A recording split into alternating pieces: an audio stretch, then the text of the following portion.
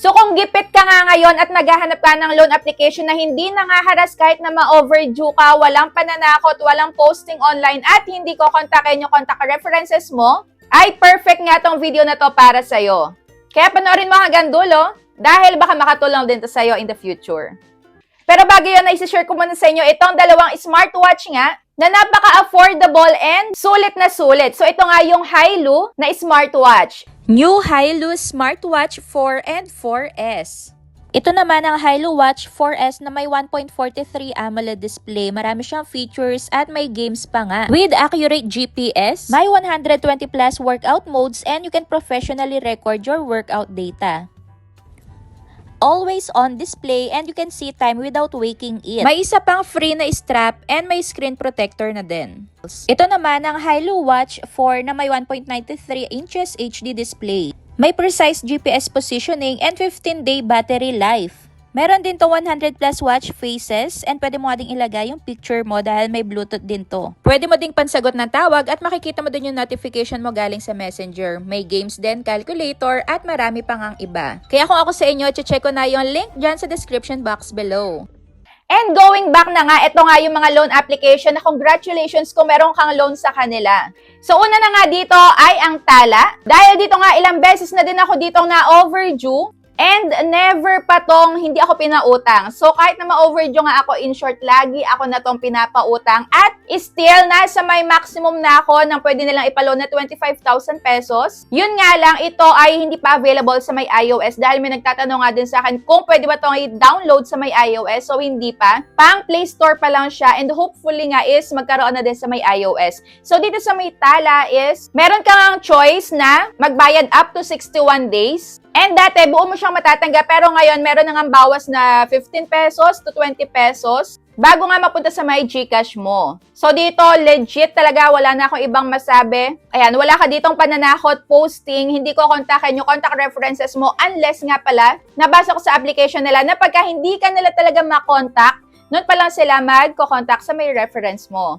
Pero never tong magko-contact sa may hindi mo inilagay as contact reference dahil super legal to. SEC registered. And if ever na ma-overdue ka is idadaan talaga nila sa may legal. Ayan, legal lahat ng galawan nila dito. And yung mga agent is pwede mo nga kausapin basta make sure na pagka nakalagpas ka na or hindi ka agad makakabayad, sagutin mo agad yung unang tawag sa'yo. Para masabi mo nga din sa may agent kung kailan ka magkakaroon ng pera, kailan ka makakapagbayad. And sabihin mo na din yung reason dahil tatanungin din yun ng agent. So, yun na yung una natin, Tala. And up to 25,000 pesos yung maximum dito. At ang pangalawa na nga natin ay ang BillEase. And nagawan ko na dito ng video last time and ayun, pinakita ko doon kung paano makapag-loan sa my Kim Store gamit nga ang BillEase. So ayan, meron diyang cash loan and buy now and pay later. At eto nga yung sabi nung nag-share, mabait po si BillEase, hindi po masama yung ugali ng agent nila. Basta makiusap lang po kayo. So yes, kagaya nung sabi ko sa Tala, once na may tumawag sa inyong isa, at alam nyo ngayon yung nautangan nyo, sagutin nyo and sabihin nyo nga yung reason at kung kailan kayo makakapagbayad. So ayan, isa pang legal to, kaya ito yung mga dapat nyong iniingatan dahil wala talaga kayo dito matatanggap na pananakot. At sabi pa nung isa is, hindi doon nagpo-post yung BillEase. Yes, 100% walang posting dito online. Kaso nga lang, ay napuntahan siya sa may bahay. Kaso ayun nga, wala daw siyang pambayad dahil nawalan nga daw siya ng trabaho. So ayun, nagpupunta din pala talaga itong si BillEase. Lalo na kung, ayan, within NCR ka. At next na nga natin ay ang G-Loan. So ito, isa ko pang gamit na gamit dahil super maaasahan din ito and on the spot talaga kung kailan mo kailangan, nun din ibibigay sa iyo or isa-send sa may GCash wallet mo. And installment to, pero pagka na-overdue ka dito, wala nga ditong pananakot pero nag-auto-deduct sila. So na-try ko na din yun minsan, hindi ko na malaya na overdue na pala ako and biglang nag-000 yung balance ko sa my GCash and nakaltas na pala yon. Kaya kung makalimutan mo magbayad, basta may laman yung iyong GCash wallet ay mag-auto-deduct sila. And if ever na magka-problema kayo, pwede nyo silang kontakin sa my email. So talagang marirecommend ko din to. Ayan, isama na din natin si GGives and GCredit. So magkaka-partner yan and wala dyang pananakot. And next na nga natin ay ang S-Loan. So dito, wala ka ding marireceive na pananakot and 12 months nga yung pagbabayad. Nasa sayo kung ilang buwan mo siyang babayaran and maliit lang din nga yung interest dito. At isa pa nga kinagandahan dito sa may S-Loan ay may loan protection na pagka maglo-load ka sa kanila, i-click mo lang yung loan protection na yon and mawe-waive nga yung una mong late penalty sa kanila. Kaya lagi kong kiniklik din yon once na mag-loan ako sa kanila. So ngayon is, hindi pa din tumataas, nasa 60,000 pa din yung aking credit limit sa kanila, pero talagang as in, matutulungan ka nito kahit na kailan ka mangailangan. Basta pag may tumawag din sa'yo na isang beses about S-Loan na tingin mo yun lang na utangan mo, sagutin mo, para hindi ka na nga din nila tawagan ng paulit-ulit. Baka kasi akala nila is, ayan, sinasawalang bahala mo yung pagtawag nila. Kaya kung ako sa inyo is, sagutin nyo. So, okay na okay ako dito sa my S-Loan. At ang next ko na nga dito ay ang Last Pay Later. And ilang beses na nga din ako dito na overdue. So, ayun, basta meron lang sa'yo tumawag, sagutin mo lang din. At hindi naman din to nagpo-post online. Hindi na to kukontakin yung contact references mo. Basta sumagot ka lang sa may tawag nila. So ito, may re-recommend ko din naman talaga, saka yung S-Pay Later. Dahil kung meron ka nga din gustong bilhin dun sa may shop nila, dahil kung meron ka nga gustong bilhin, lalo na kung nag-aaral yung mga anak mo, pwede mo gamitin yung credit limit mo na ibibigay ng Last Pay Later, Last Pay Later and S-Pay Later pambili nga ng mga gamit. Basta meron ka nga credit limit sa kanila. So ayun, pwede mo siyang unti-untiin. And kung ako sa inyo, wag na din kayo dito magpapa-overdue dahil baka ma-frozen yung account nyo.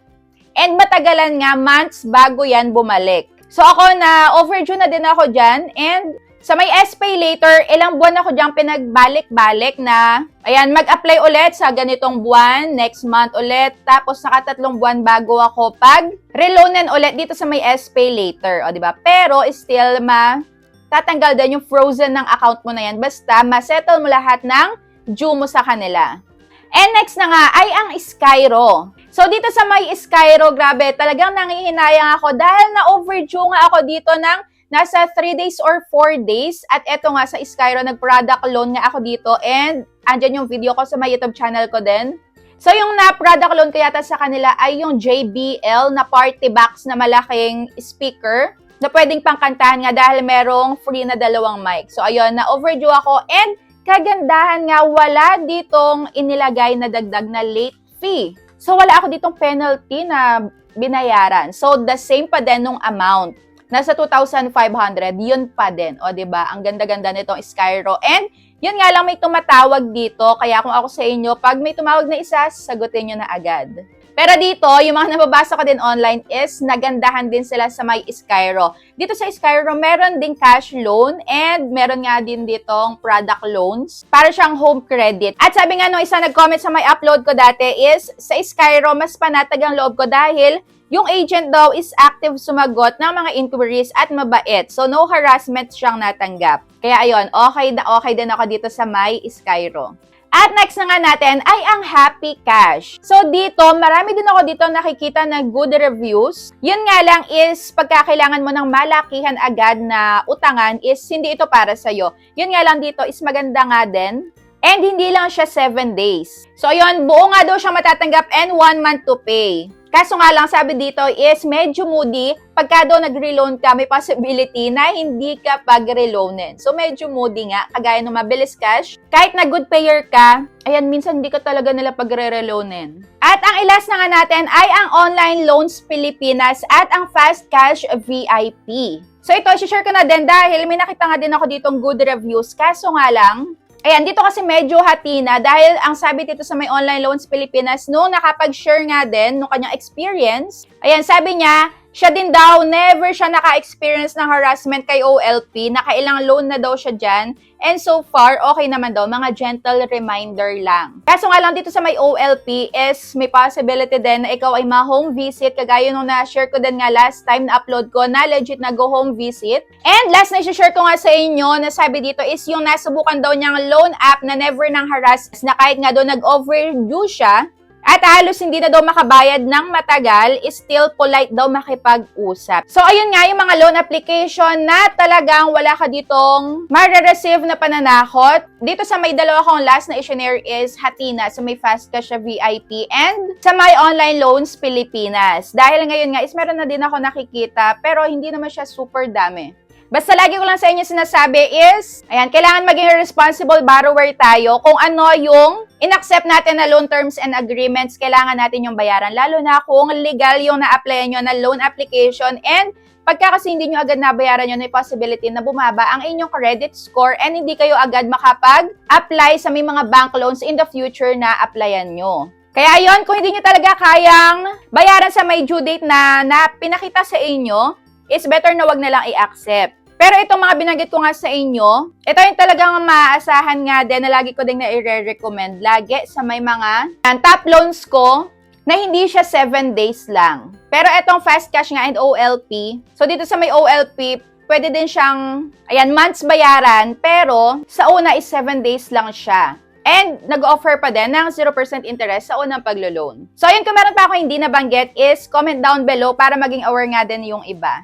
And kung meron pa kayo na i-try na loan applications na talagang maaasahan and walang pananakot or harassment, is comment down below na din para makatulong na din sa ibang nangangailangan. So ayun lang, thank you for watching and see you on my next vlog. Bye!